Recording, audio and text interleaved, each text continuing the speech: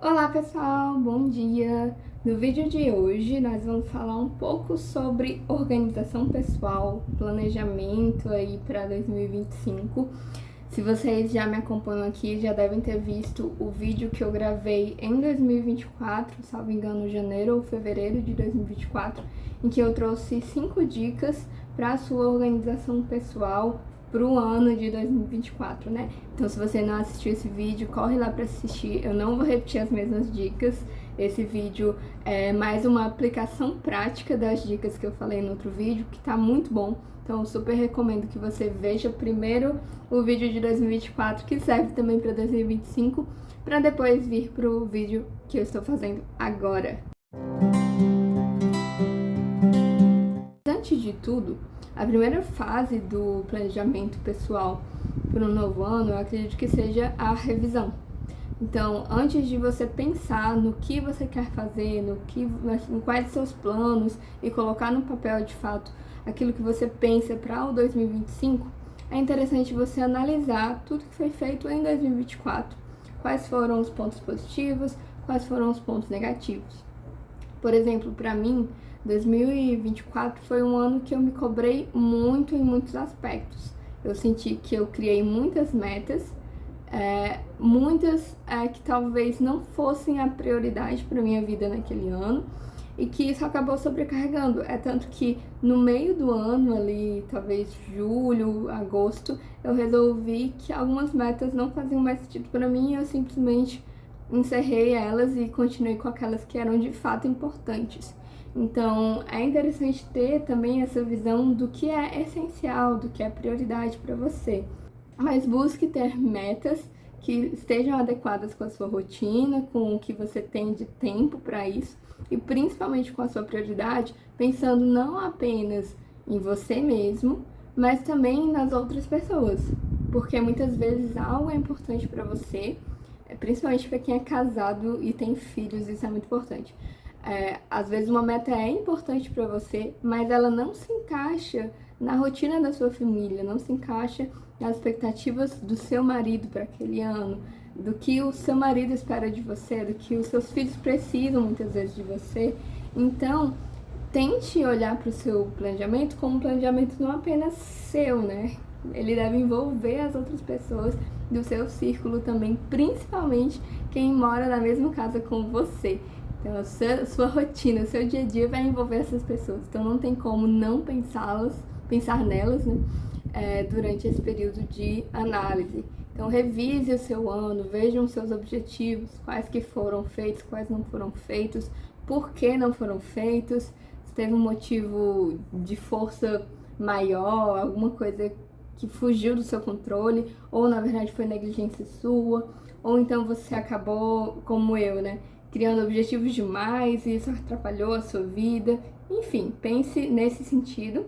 E na segunda fase, você vai começar do zero o seu planejamento de 2025. E esse do zero, para mim, é muito importante, porque eu costumo fazer o meu planejamento no notebook. Eu não uso muito papel, não tenho muito costume, pelo menos, de usar papel. E uma coisa que eu me vejo muitas vezes fazendo, e isso é um cuidado que eu tenho, é tentar ficar aproveitando os planejamentos que eu já fiz antes.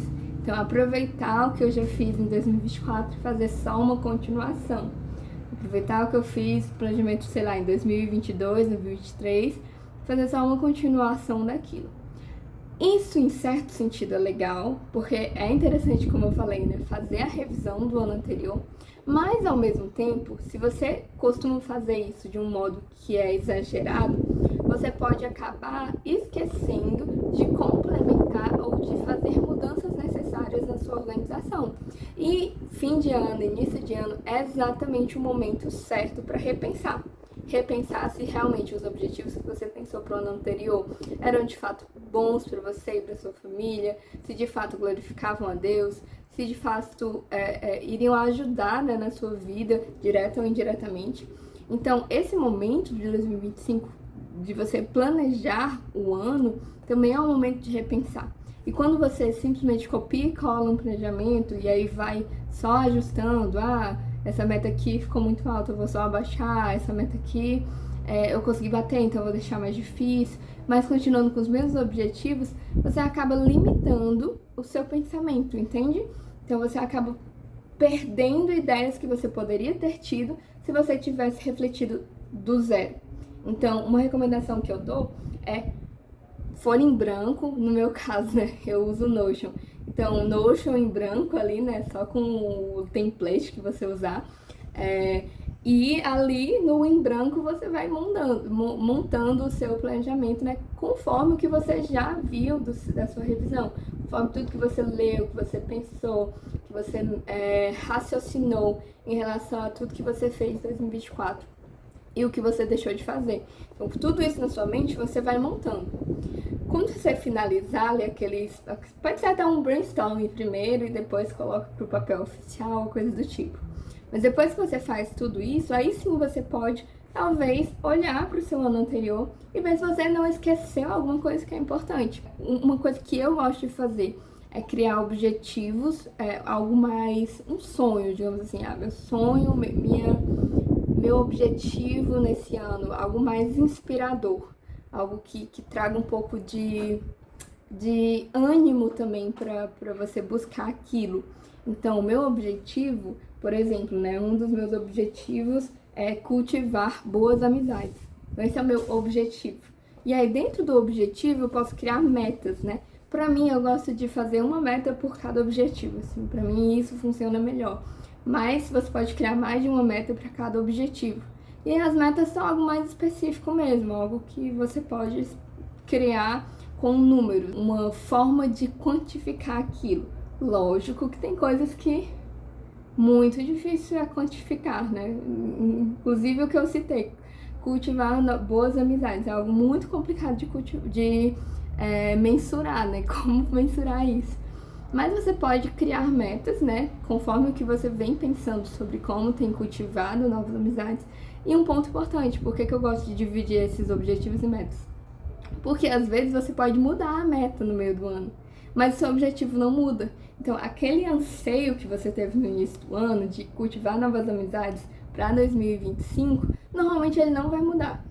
Sabe, tem casos muito raros em que realmente sua vida dá uma reviravolta. O objetivo não muda. Então, o que você vai mudando são o que vem abaixo, né, do objetivo, que no caso poderiam ser as metas. E abaixo das metas a gente também tem outras coisas. Agora, em terceiro lugar, vamos pensar como destrinchar as metas, os objetivos, né? A gente pensou lá no último ponto sobre criar objetivos, criar metas que sejam atreladas àquele objetivo. Pode ser só uma meta, pode ser 2, 3, quantas for interessante para você na sua vida. E depois disso, você vai partir para um planejamento mais micro, digamos assim. A gente pensou no planejamento macro, que são os objetivos e metas, e aí você vai para o micro. Eu costumo separar essas duas fases, porque é mais interessante. Você vai ter um momento ali de falar sobre objetivos, pensar sobre objetivos e metas, vai escrever tudo aquilo, vai sonhar com tudo aquilo, vai às vezes conversar com seu marido, com as pessoas que moram com você, talvez seus pais, se você ainda mora com os pais, vai pensar sobre aquilo, ver se realmente é aquilo que você quer para 2025, e aí depois que isso já estiver um pouco consolidado, você vai para essa fase, que é a fase de hábitos e tarefas, que isso realmente é muito mais micro. É você pensar no seu planejamento mensal, semanal, o que você quer fazer para conseguir alcançar essas metas, esses objetivos. Então, se você tem um objetivo, né, de conseguir ler a Bíblia no ano, né, fazer um plano de leitura bíblica, você pode colocar como tarefa escolher o seu plano, né, caso você não tenha escolhido, existem vários planos de leitura maravilhosos. E também você pode colocar como hábito, né, a leitura diária, talvez no início da manhã, ou se você não tem tanto tempo, talvez deixar para o final do dia, apesar que às vezes a gente se cansa bastante no final do dia, pode ser que a leitura não seja tão boa. Enfim, né, você vai organizar suas rotinas, seus hábitos, suas tarefas, de acordo com aquilo que você planejou para o seu ano. E nesse caso, é interessante pensar que você está planejando o seu mês. Pode planejar o seu mês de janeiro. Quais são os hábitos, quais são as tarefas, quais são as rotinas que você quer construir em janeiro para conseguir atingir aquelas metas, né? Se você tiver, por exemplo, metas profissionais, se você for autônomo e você quer ter um faturamento X naquele mês, naquele ano, né? E aí você divide por mês, você pode pensar em como fazer para alcançar esse faturamento. Talvez dedicar um tempo maior para marketing, ou então entrar em contato com clientes que já fecharam com você, mas que não são clientes atualmente. Então, ter aquela listinha, né, de contatos. Então, isso vão ser tarefas ou hábitos, dependendo do que possa se encaixar na sua rotina, né, para você fazer e alcançar esse objetivo. Então, as tarefas vão exigir muito mais controle, digamos assim, então são muito mais tarefas do que hábitos ou rotinas para o seu mês. Então, se você quiser listar todas as suas tarefas do mês, isso seria algo muito, talvez, grande, então não recomendo. Eu recomendo que você trabalhe tarefas por semana. E aí você olha seus objetivos, suas metas, seus hábitos e rotinas que você já construiu, e você vê o que você precisa fazer, quais as suas demandas que você precisa fazer naquela semana para cumprir esses objetivos, metas, para cumprir também uma rotina adequada. Então, suas tarefas tem que olhar para a rotina e para hábitos, porque você tem que ter tempo para aquilo. É uma falha muito comum você criar muitas tarefas, criar muitas demandas para uma semana e você acaba não calculando aquilo e percebe que é impossível fazer na prática, né? A não ser que você não durma ou não coma, que também são coisas muito importantes. Então, tenha o cuidado de olhar para as suas demandas, para as suas tarefas, em um curto espaço de tempo, né? De preferência, acredito que semanalmente você fazer um planejamento semanal de tarefas é interessante. Lógico, todos os dias você pode ir revisando, né, o que foi feito, o que não foi feito naquele dia, ajustando o que você vai fazer na semana em cada dia, o que não foi feito vai ficar para qual dia. Se você conseguiu terminar tudo naquele dia, você quer adiantar alguma coisa do dia seguinte. Então, ter essa organização é muito interessante. E é aquilo que eu falei, é interessante que você tenha a organização por períodos curtos para atingir essas metas anuais, né, esses objetivos anuais, exatamente porque você pode ser flexível. Você pode ver que é alguma tarefa que você pensou que seria muito boa, por exemplo, para você ter mais faturamento como autônomo, você achou que fazer posts no Instagram toda semana ou a cada 3 dias seria ótimo. Mas você fez no mês inteiro e percebeu que não tá dando resultado. Talvez a sua profissão específica seja uma profissão que não consiga muitos clientes por meio do Instagram, por meio do virtual, consiga mais boca a boca ou com outras estratégias, talvez um outdoor, enfim, né? Você vai ter que usar a sua criatividade. O quarto ponto diz respeito às nossas revisões ao longo do ano. Então, lá no início eu comentei sobre a revisão do ano inteiro, né, do ano de 2024, antes de planejar 2025.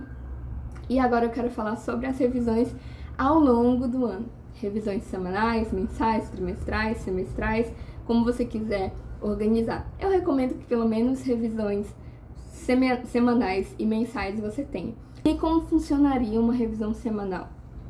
Você vai pegar aquele seu planejamento que você fez das tarefas daquela semana, vai ver o que foi feito, vai ver o que não foi feito e vai planejar para a próxima semana. Então, é algo muito de execução, então, do dia a dia. Se você conseguiu fazer aquilo que você planejou ou não. Se você não conseguiu, por quê? Às vezes é porque você não tem tempo para aquilo tudo que você está planejando. Então, é legal planejar menos atividades. Ou pode ser porque você ficou muito ocioso, né? Usou muitas redes sociais. Então, você pode construir como um hábito usar menos redes sociais. Então, criar aquele temporizador, por exemplo, do Instagram, para você utilizar um limite. Então, existem formas, né, de fazer isso e você vai analisar semana a semana. Já na revisão mensal, aí eu gosto de fazer uma análise mais crítica mesmo. Se realmente as tarefas que você vem trazendo para o seu dia a dia, para a sua rotina, para as suas demandas, né, pessoais, trabalho, enfim, tudo mais, se elas estão refletindo de fato os seus objetivos de uma forma certa, digamos assim, de uma forma que realmente inspire aquele objetivo e traga um resultado positivo para aquele objetivo, ou são algo que talvez só tangencie aquilo, ou que talvez não esteja trazendo o resultado que você espera. Então você pode ajustar suas tarefas, suas demandas, suas rotinas, seus hábitos. E aí você revisa, transformando de fato as suas demandas, transformando o que você vem fazendo para que seja feito de um modo que realmente traga o resultado que você espera. E essa revisão mensal, ela é muito importante, porque é nela que você vai conseguir ser um pouco mais crítica com o seu planejamento. O planejamento não é algo para ser rígido, foi uma das dicas que eu dei no outro vídeo. Você não deve ser extremamente rígido com o seu planejamento. Você pode ser flexível, ainda mais num planejamento que é pessoal, que é um planejamento de vida. E a nossa vida, todos sabemos, né? Ela muda do dia para a noite, às vezes acontece alguma coisa e tudo muda, os seus objetivos às vezes continuam, mas você vê que aquela meta, aquele plano que você pensou não está mais fazendo sentido para você.